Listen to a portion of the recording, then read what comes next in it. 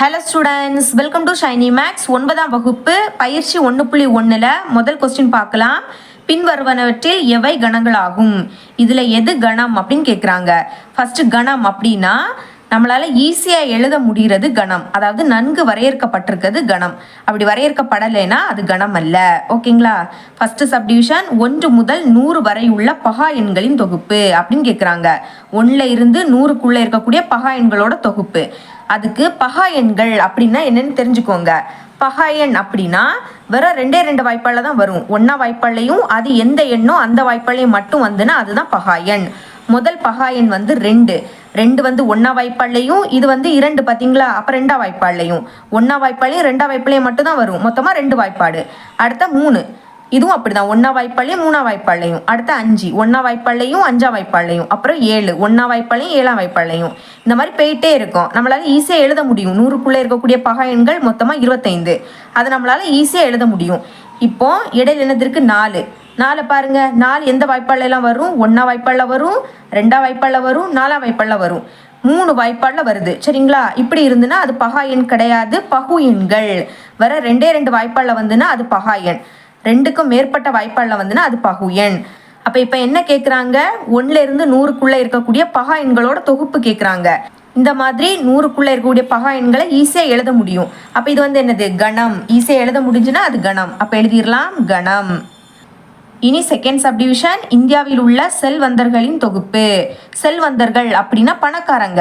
இப்போ பாருங்க, 20,000 சேலரி வாங்குறவங்களும் பணக்காரங்க தான், 30 வாங்கினாலும் பணக்காரங்க தான், அதே மாதிரி 50,000 வாங்கினாலும் பணக்காரங்க தான், 1,00,000 சேலரி வாங்கினாலும் பணக்காரங்க தான், அதை விடைக்கும் அதிகமாக வாங்கினாலும் பணக்காரங்க தான்.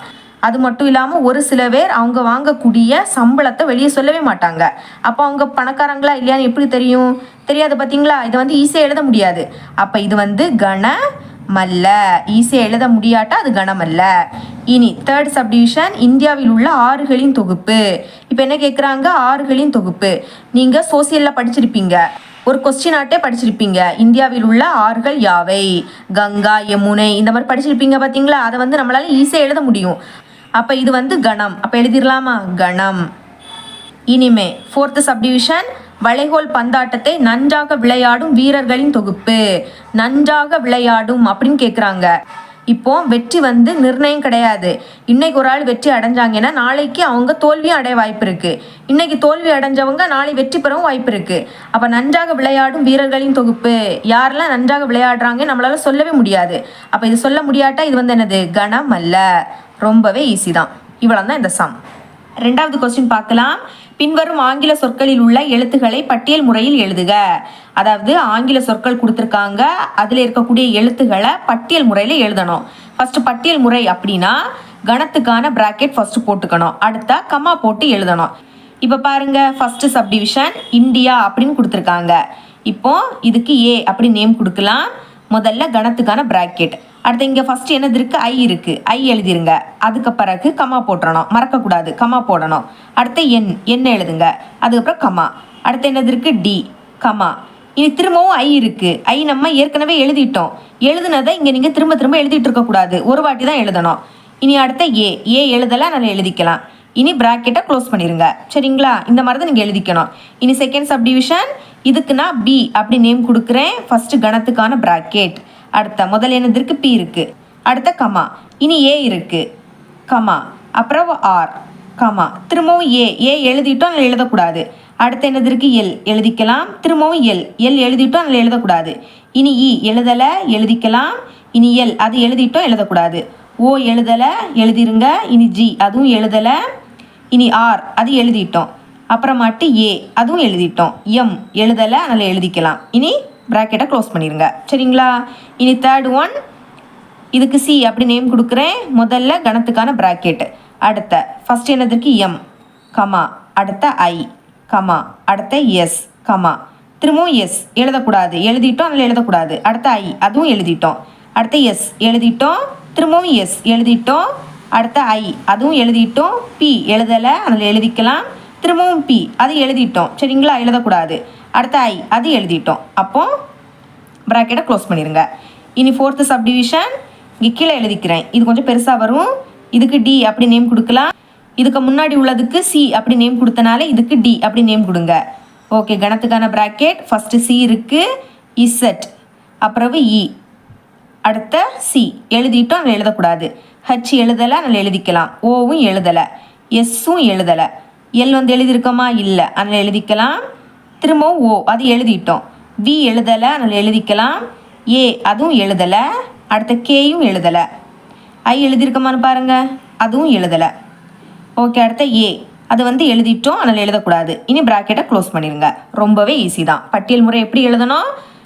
முதல்ல அதுக்கு நேம் கொடுங்க, அடுத்த கணத்துக்கான ப்ராக்கெட், அடுத்த ஒவ்வொரு எழுத்தாக எழுதி கம்மா போட்டுறணும். எழுதுனதை எழுதக்கூடாது. இவ்வளோ தான் இந்த சம். மூணாவது கணக்கு பார்க்கலாம். இங்கே வந்து ஏபிசி என்கிற 3 கணம் கொடுத்துக்கிட்டு என்ற கணங்களை கொண்டு ஆ வந்து சரியா தவறா என கூறுக. சரியா தப்பான்னு நம்ம பார்க்கணும். சரிங்களா? First subdivision 18. இந்த குறியீடோட நேம் வந்து உறுப்பு. சரிங்களா? இது அதுக்கு மேலே கிராஸாக கோடு போட்டிருந்தாங்கன்னா, இந்த மாதிரி போட்டிருந்தாங்கன்னா அது வந்து உறுப்பல்ல. இப்போ என்னன்னா, சி என்கிற கணத்தில் 18 வந்து உறுப்பு. உறுப்புனா சி கணத்தில் 18 இருக்குன்னு அர்த்தம்.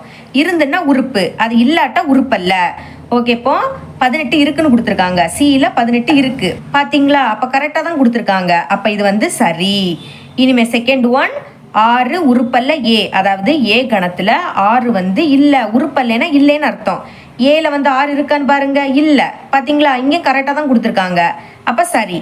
இனி தேர்ட் சப்டிவிஷன் 14, அதாவது சி கணத்தில் 14 இல்லைன்னு கொடுத்துருக்காங்க. உறுப்பில்லை அப்படின்னு கொடுத்துருக்காங்க. சியில் 14 இருக்கா? இருக்கு பார்த்தீங்களா? ஆனால் இங்கே இல்லைன்னு கொடுத்துருக்காங்க. அப்போ தவறாக கொடுத்துருக்காங்க. அப்போ தவறு அப்படின்னு எழுதிக்கலாம். இனி ஃபோர்த் ஒன், பியில் 10 உறுப்புன்னு கொடுத்துருக்காங்க. பியில் 10 இருக்கா? இருக்கு, கரெக்டாக தான் கொடுத்துருக்காங்க. அப்போ சரி. இனி ஃபிஃப்த் ஒன், பியில் 5 வந்து ஒரு உறுப்புன்னு கொடுத்துருக்காங்க. சரிங்களா? உறுப்புனா இருக்குன்னு அர்த்தம். பியில் 5 இருக்குன்னு அர்த்தம். பியில் 5 இருக்கா? இல்லை, தப்பாக கொடுத்துருக்காங்க. இருக்குன்னு கொடுத்துருக்காங்க. அப்போ தப்பு, தவறுன்னு எழுதிடலாம். இனி சிக்ஸ்த் ஒன், பியில் 0 ஒரு உறுப்புன்னு கொடுத்துருக்காங்க. 0 இருக்குன்னு அர்த்தம். உறுப்புனா இருக்குன்னு அர்த்தம். பாருங்க, பியில் 0 இருக்கா? இல்லை, ஆனால் இங்கே இருக்குன்னு கொடுத்துருக்காங்க.